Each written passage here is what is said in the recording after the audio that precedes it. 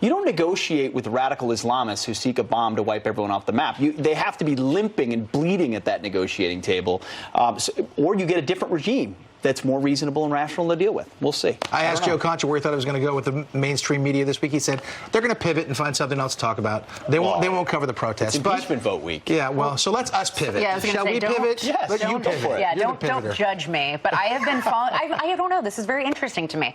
So is Mexit coming? Right? So we have been following this. So the Queen is reportedly meeting with Prince Charles, William, and Harry tomorrow to hash out a plan. Obviously, as we've been paying attention, Meghan and Prince Harry have said now that they sort of want to split their duties, right? They want to spend time, it looks like, Canada right now, and then also in the UK.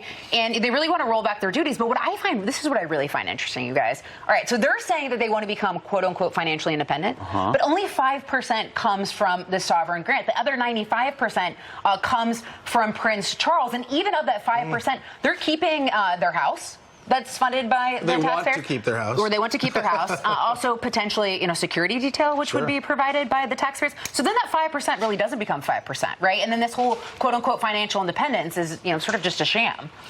Yeah, it's all a sham. I mean, they don't need real jobs. They live on the largesse and generosity of the British people. They're a sideshow. Now, Harry served his country. Good for him. Yep. Then he marries this American who brings her left-wing lunatic American politics to the UK, doesn't like the scrutiny of the whole thing, and now she's effectively sort of dropped something in the old punch bowl of the royals, and now they're having a family meeting with the Queen. When the Queen calls a family meeting, that is real. I've had my dad call a family meeting.